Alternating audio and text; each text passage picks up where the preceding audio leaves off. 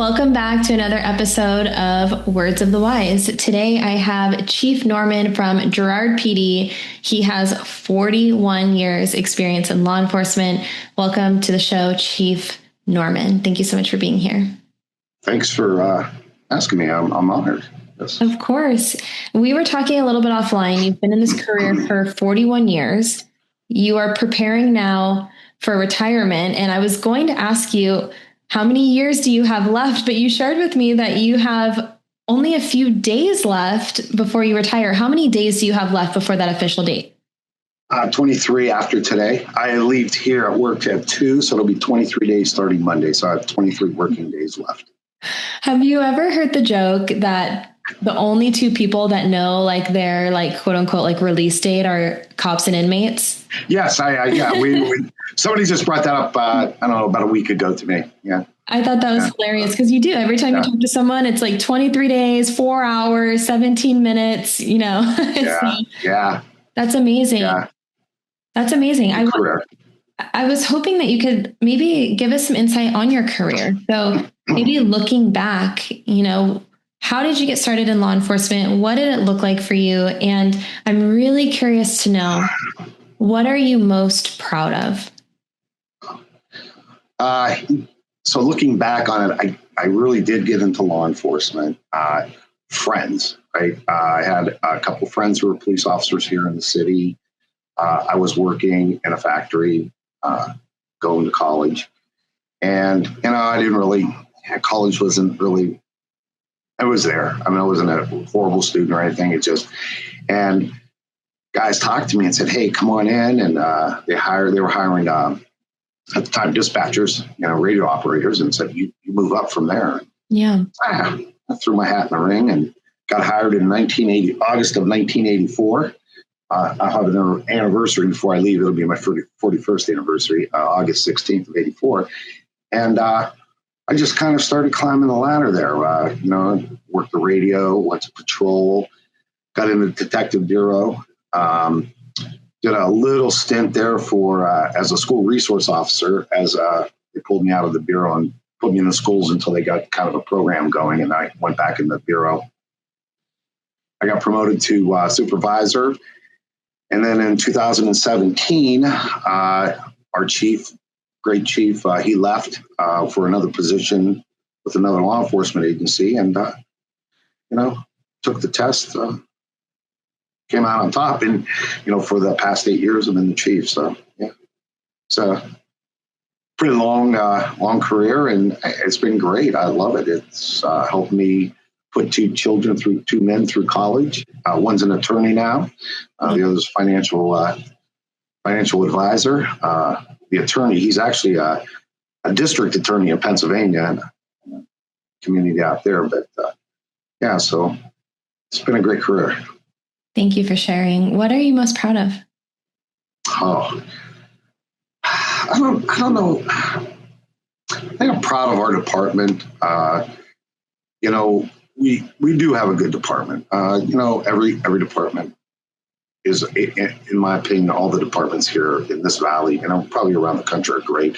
Everyone has their bumps in that, but I'm proud of our men in that. They, I'm glad I got to steer the ship, be a captain here, and proud of how our department has progressed over the years, especially the past, let's say, since 20. It's been kind of bumpy for police officers all around the country, and we're no exception, even though we're a small department.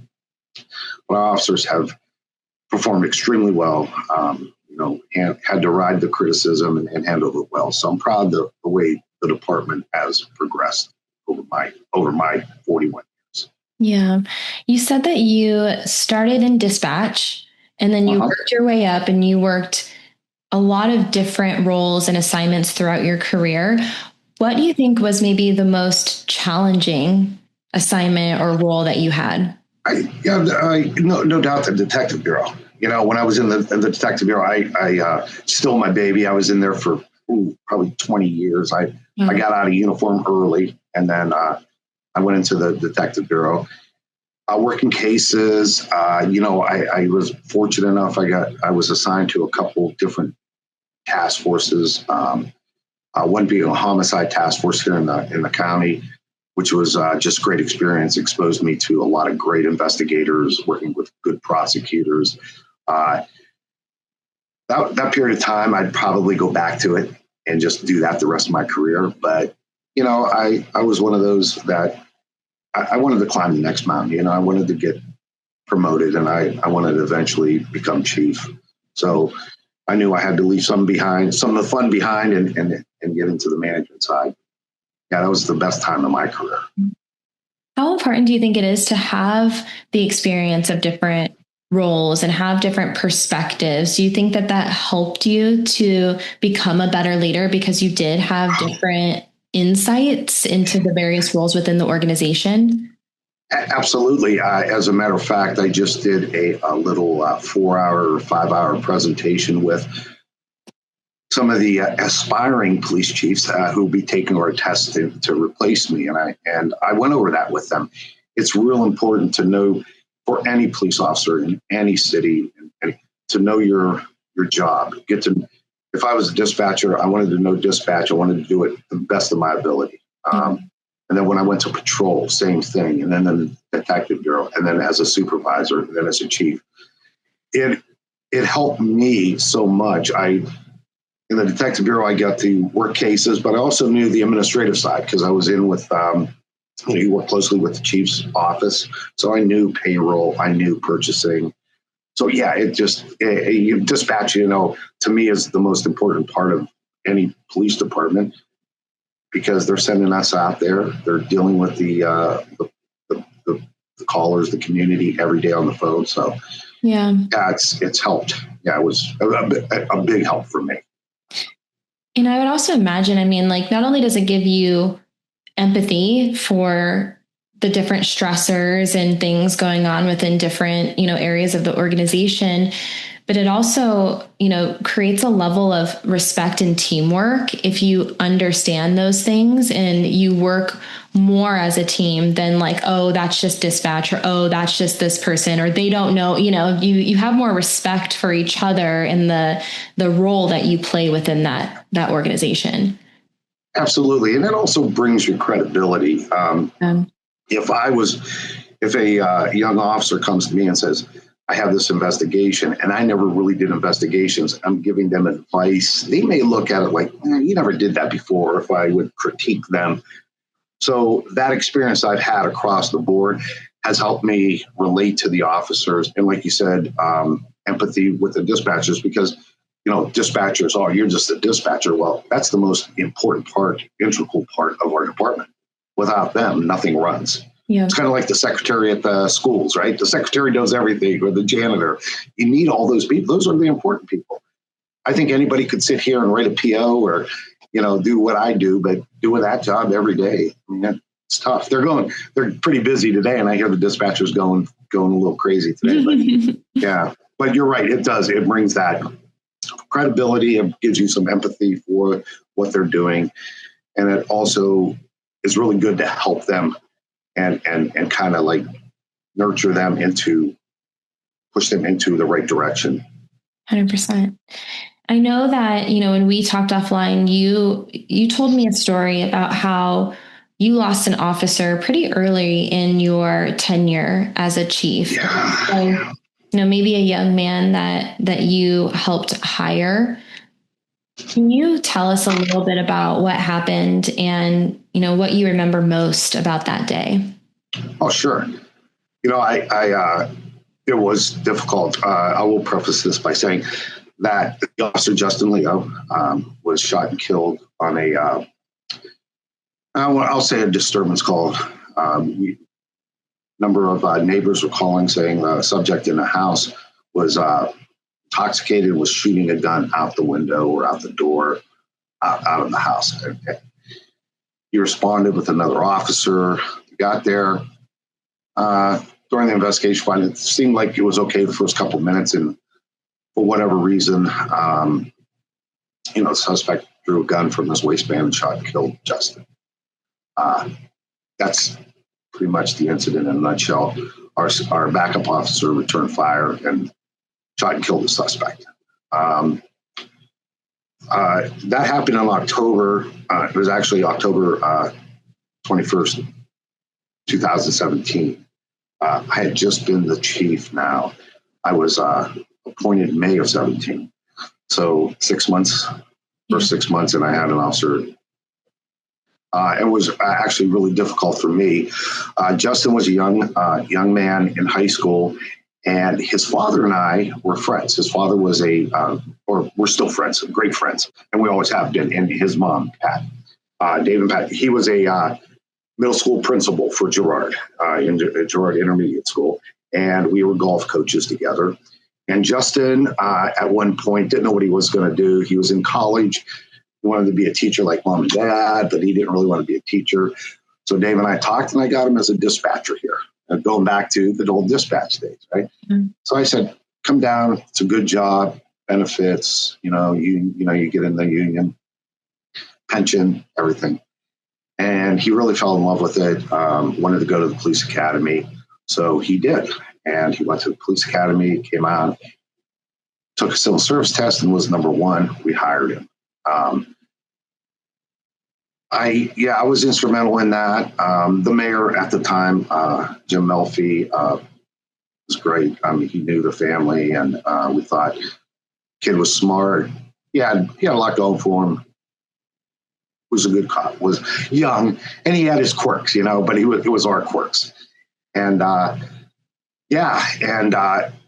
so right before, I probably never told this story. I mean, maybe to some friends, but so 2016, our chief was going to leave. Justin was having a little rocky period here. Nothing major. Got in a little bit of trouble. No big stuff. Me, it would have been right off my back. I wouldn't have cared. But he was taking it personal, and we had a meeting to establish who's going to run the department in the interim. So we had a meeting here, and after the meeting, Justin came up to me and handed me a letter saying he was going to resign. And the A-type personality that I am, because I grew up in a era where a lot of the older guys, you didn't cry, you didn't, you just pulled up your bootstraps and you went to work, Yeah. And he wrote a letter. I ripped it up. I threw it away, and I said, Justin, you're not going to quit. You're going to stick it out. And I said, give it a few months. And then at the end after the chief is named, if you don't feel like you're going to be able to do this job, or you don't want to do this job. And he ended up coming back to us and doing a great job. And then, unfortunately, October hit.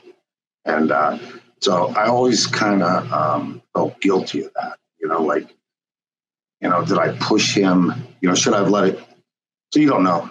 You don't know if he would have quit, if things have been different. I don't know. To this day, I don't know. A lot of people say no. It's something that, I think about quite a bit. I'll be honest with you, but it happened. So. Well, it's such a tragic experience, and I understand why you would feel that way. Like I can have empathy for feeling that way, but also, giving yourself grace and understanding that it's not your fault. And I know that his memory and his legacy still lives on through your agency, because you told me about it, and you celebrate him every year. And I think that, through some of the hardest things that we go through in life, it's our greatest opportunity to learn and to grow and try to help others moving forward, and to honor the people, in your life and things. Yeah. I know that you guys are actively still honoring him to this day, and he lives on. Yeah, I always will. I mean, Dave and I talk weekly. His father and I talk weekly. I mean, the whole relationship. Justin was my babysitter when I was in the detective bureau. My ex-wife would she would be working, and I'd get called out in the middle of the morning, and I'd call Justin, and I'd say, "Hey, Justin, you got to come down and watch the kids." Before he was a cop or anything, he was just a college student, and I'd leave money there, and I'd walk in maybe. I'd get called out at 2:00 in the morning. I wouldn't get home until 10, and then I have Justin and two kids laying on Xbox on or whatever they were playing, and pizza crust all over the place, and $100 blown because they bought all the snacks and that. So when you think about, when I think about that, and then I always thought, did I push my own selfishness on him? Like, you're going to be a cop. I'm a cop. You got to be a cop. And it took a while to understand that really, it could have happened any time, any profession. So not similar to that, but I can understand that. Yeah, I can definitely understand that. How do you think that tragedy, that loss, impacted the way that you led moving forward? Wow. Great question. I will tell you, it helped me. I'm not demeaning myself, but I am a little bit of a, I come from an older generation now. But the people I grew up with in this department had that, had to be disciplined. It had to be, and they didn't see the empathy or a sympathy in anything. It was, you got to do this. And I saw what it did to our department. I saw what that tragedy did to our community, to my family, especially my boys who were so close to him. It turned me around, and I look at everything now I look at everything. I just don't look at one part of it. Oh, you messed up, you're done. No, people are having bad days. People have, cops are like anybody else, right? We get up, we might have an argument with the wife, or we might have, the neighbors cutting grass at 7:00 in the morning, and I just got off midnight turn. And, you have bad days, and I'm seeing all that. And I started leading. I started getting more conscious of the fact that our men need if they need some outlet. And we started a wellness program here. We started it's kind of outlined, nothing is going to be like new or anything to anybody, but something that we never had. Yeah. And, I never thought of it until that day. It's a shame. Now that you look back on it, it's a shame that we never had anything in place. But well, it sounds to me like it opened up your mind to being receptive to wellness and, maybe things that you maybe hadn't considered before. And it gave you more empathy for the full picture of the situation. And I know you said that you built a wellness program from that. And that was really what set the trajectory was, this really, really awful, tragic event that now led to the wellness program and the resources and tools that you have to support your people today. How did that get started? And maybe what were the things that you focused on first? Because I talked to a lot of leaders across the country, and, a lot of people are still in infancy stages of building out a program.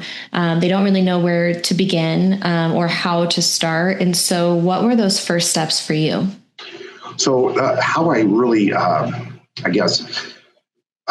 became aware of it was during Justin's, obviously, his critical incident. And we had two groups actually come in, peer groups, one from the Ohio State Patrol and the other from the U.S. Marshal Service. And we did small groups, large groups, and then they took some individuals who wanted to talk to them and they needed a little more, I don't want to say counseling, but a little more one-on-one time to discuss their feelings in that. And it kind of hit me during a small group discussion. They took just like supervisors, and then they would take groups. And as we were talking, I could see that, and I'm not making any judgments, but just for myself, I could see that a lot of things bothered me. This just kind of like pushed everything, right? We go to calls where there, unfortunately, people have died of overdoses, people who have been killed. Infants who, I sitting there, I was going back to an autopsy with two children, and at that point in my career, I had two sons that were not much older than the children that were who were deceased, and somebody's performing an autopsy on them. And that's when I knew that we needed something, because then I started hearing other people having those same, like, I remember this traffic accident, and Justin just pushed us to the forefront. Yeah. So that's how we started that. And then after it settled a little bit, dust settled a little bit, right around Christmas of that year, I decided I'm going to read a little bit, got a couple podcasts or whatever.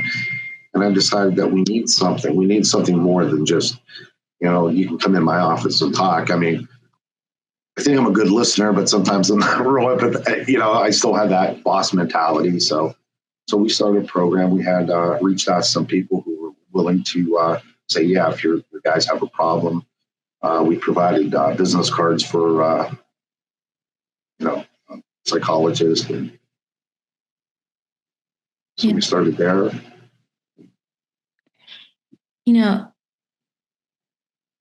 I'm like getting a little emotional, and I apologize, but in you talking to me, his life had meaning before this event, had so much meaning, and he still has meaning. Oh yeah. Like you have these resources and tools because of him.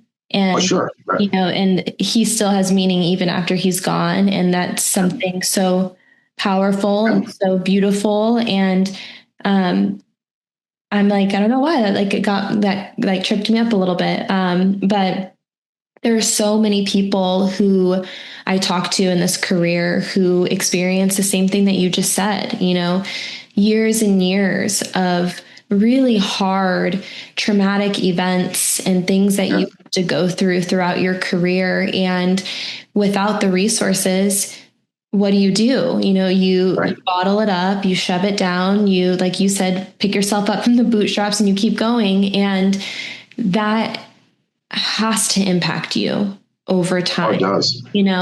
And maybe sometimes, in my hardest times in my life, because I used to do that too. Like I used to shove it all down and keep going, you posture up. And I think you sometimes don't recognize how bad you feel until you have the opposite. And so when you start to offload those things and you start to sort through it, and you have those tools and resources, you start to feel lighter, you start to feel better. You don't realize how heavy those things were and how much those things were impacting you until you have that feeling of opposition. And so I think there's so much power in just talking about stuff, and that sounds easier said than done, because I understand how difficult that can be. But as a first step of how can we just normalize having a conversation and being able to say that infant death impacted me, that incident really shook me up a little bit, that just normalizing those conversations to start, and then, being able to build traction from there. No, you're right. And you're right. It's easier to say, but after those sessions and talking with other officers from other departments who lost officers in the line of duty, you kind of sit back and think, why didn't I do this sooner? Why wasn't I looking at it like this sooner? Your whole outlook just, you do feel good. I mean, I don't know if you'll ever feel great about it, but at least, there's some still things on my mind that, that have happened, and you think about them, but yeah, Justin just helped us push everything in the forefront, and he just, just like when he was living, he left us with a little bit extra and continues to give to us. So, yeah. Somebody said that, he was a talker, and he still talks to us, through our program. So I love that. But we also have the fitness. I'm 63 now. I'll be 64 on the day I retire. So try to get out and walk a little bit. I don't smoke a cigarette and drink coffee, but our wellness program is built for not only the emotional state, but the physical state. Because driving around a car in midnight turn like I did for a few years, you're going to go over there and get a bag of Doritos and eat those. And so we have that program. We have a financial program, which I found, to be I threw it in there because over the years, I've seen guys struggle financially. They get a job, maybe their first good paying job or whatever, and they're going to spend that money. We're going to buy the motorcycle, the boat, Yeah. And I think, over the years, I've seen guys who, had some real difficulties, and it's a strain on the family. It's a strain on you. You're coming out here to a stressful job. You're trying to work all this overtime and all these side jobs for extra money. So we put in a plan like, hey, you got a question, you got any problems, here's a number. It's free of charge. You don't have to worry about, they're not going to ask you to invest in money in that. They're going to say, hey, listen, you got to do this, this, and this. You need to get you here. You need to get there. That's a big, that to me was one of those where I threw it in. We have also a program in case you have alcohol and substance abuse.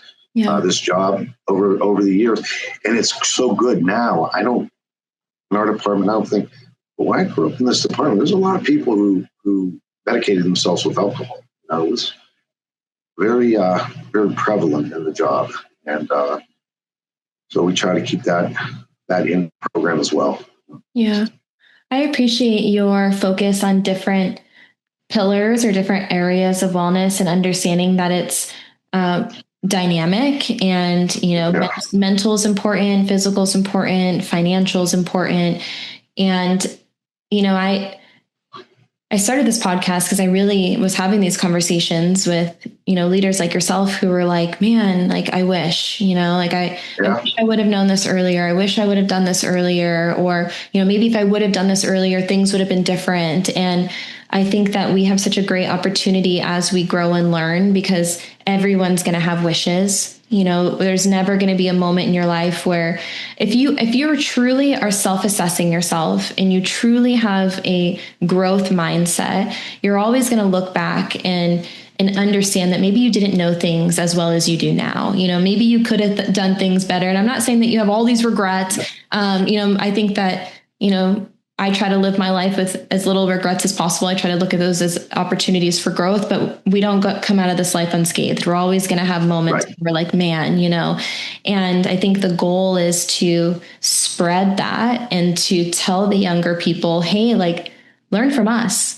At least you have an awareness of like how you can not make the same mistakes, or you can learn and grow because we did it first. Like, we laid the pavement down so that you don't have to go through those things that we went through. You might go through different things than we went through, and you have to figure those things out on your own and, have that self-assessment and that growth. But at least we can share the things and the hard lessons that we've learned throughout our years in hopes that you don't have to go through some of those same hard things. Exactly. And I tell the guys, I do instructor for Apata, and we do our training here, and I'll instruct them, but I always tell them, listen, I know I yell, or I'll yell at you, or you violate a policy and I got to do something. I said, but you got to remember, I'm not without sin. A lot of those policies are in there probably because of John Norman later in the 80s or the 90s. I'm honest with them. I got to do my job now, and I'm not saying that I never did what you did, or I never violated the policy, or I never did this, but I learned from that, and that's the key. I tell them, you learn from those mistakes, and as long as it's not, no one gets hurt, we'll learn from it and grow from it. But that's kind of approach I've taken since I became a chief. I think I look back on it and think, should I didn't have the halo over my head either. So yeah, for sure. And I think that having that like level of like, I don't know what word I'm thinking of. I mean, it's vulnerable. I do think it's vulnerability, but just like being able to like have that humbleness, of being like, man, I'm not perfect, and like bringing yourself down like to their level of like, listen, like, I've been where you've been.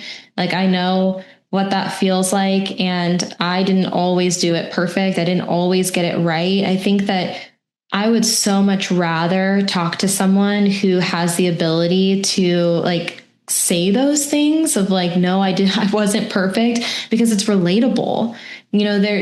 It's so unrelatable when I meet people who are like, yep, I'm the best and I'm perfect and I've always gotten it right. And I'm just, at the top of this mountain. And it's like, okay, but like, were there any times where you kind of like tripped and fell along the way to the top of that mountain? Because like, if not, then like I feel really bad about myself because I have faced it so many times in my life. Oh yeah. I don't want to feel alone in that journey. And I would be shocked if I met anyone who's in any sort of position of leadership or at the top of their game, whatever it is, like a pro athlete, a cheat, like whatever, who said that they never, ever had any sort of adversity. Oh yeah. You have to be truthful to them. I mean, like I said, I had a meeting with our, 3 of our candidates to be chief, and we did some, just some discussions and show them what a leader is, what you should be, and how you should do it. And I always explain to them, listen, don't make yourself out to be that perfect person because we're not, and I'm not. Like I said, I made the mistakes on my own, but some of the good things I've done in my career, I didn't do them alone. I did them with a team. I had, whether it was a detective, I solved cases or made arrests. I didn't do it. I put the handcuffs on him or I signed the charges and that. But you know what?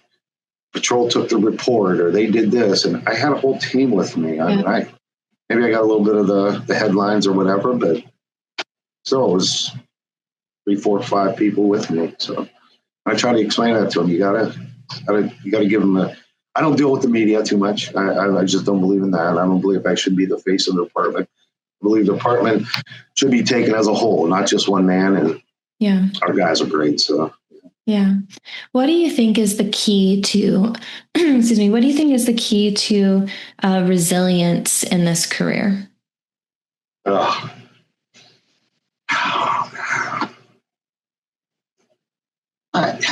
a good question. I wasn't really expecting that one.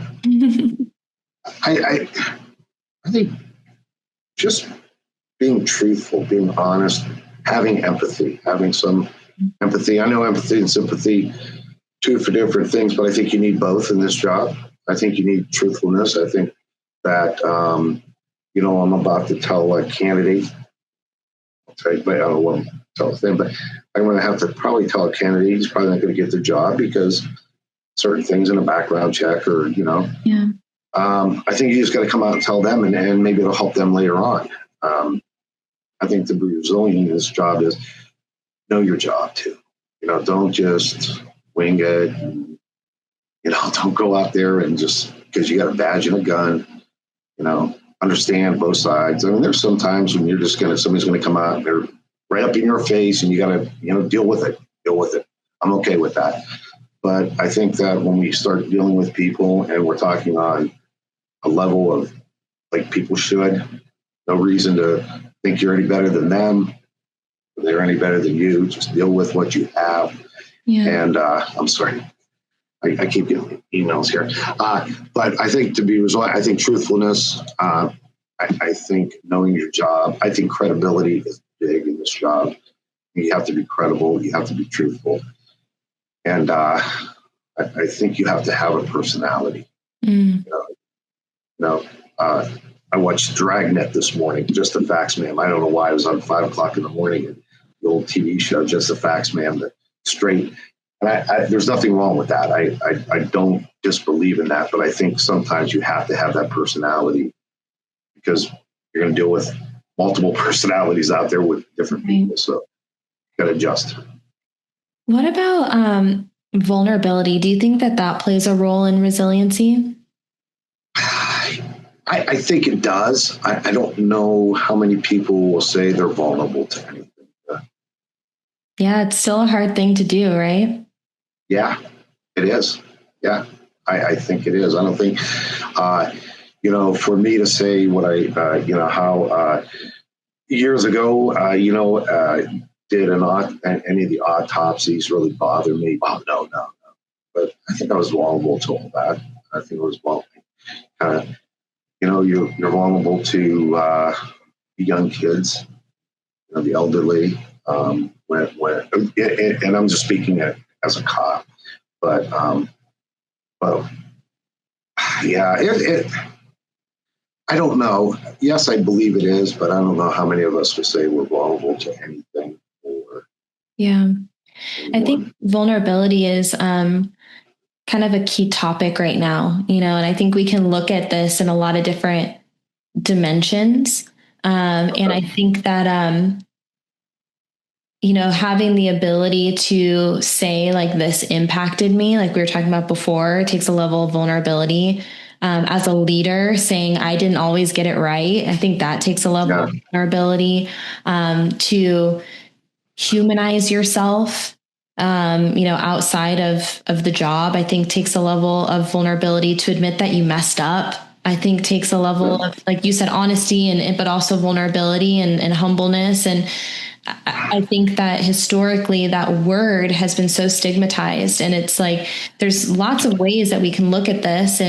But I think as soon as you hear vulnerability, it's synonymous with weakness. Yes. Like those are the two, like they're exactly the same. And so I think if we can start to dissect it and, like, almost like the layers of an onion, like peel it back a little bit and be like, okay, well, what does vulnerability mean? What does it mean in this context? What does it mean in that context? And how can we start to understand what it means a little bit more? Because I think when you have more of that awareness and education and understanding of what it means, then maybe we can start to break that stigma a little bit. And it's not viewed as weakness, it's viewed as strength, which I think it's very strong to be able to stand in front of someone and say, this really, like, impacted me. Like, that takes so much courage, and courage is not synonymous with weakness, right? No, you're right. So, and it should be. And I will say this, over the years, and I've been here a long time, the newer generation of police officers, I'm seeing a little more vulnerability. I'm seeing a little more,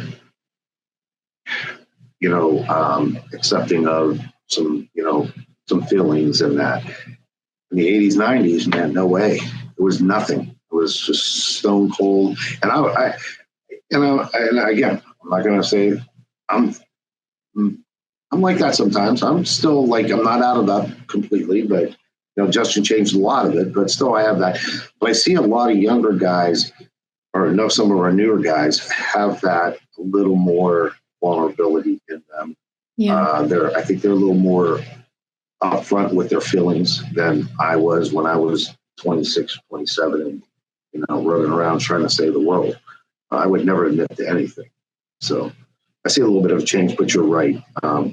Courage is seen as a weakness, and or the courage and weakness don't usually go together, but it does at times. You don't have to be stone cold, hardcore all the time. I think you can have that little bit of weakness and a vulnerability and still be courageous and Yeah. maybe a cop. I heard someone say this. I really liked this, and I'll put like 10 to, like, I'll stand on my 2 feet when I say this. I do believe that it's okay to not be okay. But I also believe that you have to take the steps so that you don't stay that way. There has to be growth from those moments. And we forget that sometimes. And I think that this idea that something impacted you means that it's going to impact you forever. And sometimes it might be something, like you said, you still think about stuff, like those things never go away. But how can you have the growth? Like, how can you process those things? How can you get through those things? And then how can you grow in spite of or because of those things? And the quote that they said is, it's okay not to be okay. It's just not okay to stay that way. And I really liked that. Like, the idea and the goal, like when we are talking about wellness, the goal is to help your people. It's to help your people through really hard things. The goal isn't to, like, keep your people in that really hard spot, in that spot where, they're upset and they need the things, and the goal is to progress them into a way that they can then thrive. And so I like that statement a lot. It's okay not to be okay, but it's not okay to stay that way. How can we get you the tools so that you can have a long and successful life and career after that? Oh, I agree with 100%. I'm like you. I do believe it is okay not to be okay. But again, just like building on your mistakes, if you don't move from that, if you're not okay and you're not taking steps to get better or help yourself or, for your family or whatever, then it's not okay to stay in that state. You have to move on. In the context of the younger generation, what words of wisdom would you share with someone who's earlier in their career? Now that you are in a position where you're getting ready to retire, you're at the end, you're moving on to the next chapter. What words of wisdom do you have for the younger guys and girls that are entering in this career? Maybe something you wish you would have known earlier or something that's helped you along the way? I think one of the things I've heard and talking to a lot of police officers around the country, the job is not your identity. So I made it my, I'm not going to say I made it my identity, but I made it my life. Mm. And, through that, I miss birthday parties. And I'm not saying that I wouldn't have if I was, okay, it's my day off, I'm not coming in. I get that. But I think it's not your identity. It's not who you are. I think you need those breaks. Go golf. I don't fish, but I golf. Go golf, go take a drive, get on your bike and go for a ride, whatever. And then when you do this job, when you're in here, treat people like you want to be treated. Be truthful, be credible. A long time ago, somebody said, not all good guys are good and not all bad guys are bad. Yeah. So, some people are going through something you don't know, especially now with a lot of mental health crisis problems that we're dealing with. And, it seems to be, a lot of our disturbances in that. And we have a lot of, calls with somebody having a crisis. And I think we have to deal with them accordingly. And, with a little empathy, a little sympathy. So, yeah. Thank you. Treat people the way you treat them. That's all. Yeah. Absolutely. Thank you so much. Thank you for your 41 years and everything that you've done in this profession. It's my pleasure. I loved it. I loved it. So, I honestly, I wish you all the best in the next chapter of your life. And thank you for everything that you've done over the last 41 years. And thank you for spending an hour with me. I'm honored. Well, thanks for inviting me. I was honored that you invited me. I really was. I appreciate everything. I appreciate what you're doing too. Thank you. It's important to police. It is important to us. We're a group that's kind of like been under a cloud lately, right? I mean, we're a target every once in a while. Yeah. And I think just bringing out the human side of us is great, and we appreciate it. Thank you. I appreciate that. And you're going to have to wave at me from the golf course. Yeah, well, I want to do some golfing, but I have a grandson, and he's going to be 2, and I didn't get to see him too much because of work. Yeah. So I'm going to spend some time with him. Yeah. I love that. That sounds great. Well, thank you again for your time. I appreciate it. Thank you. Thank you. Of course.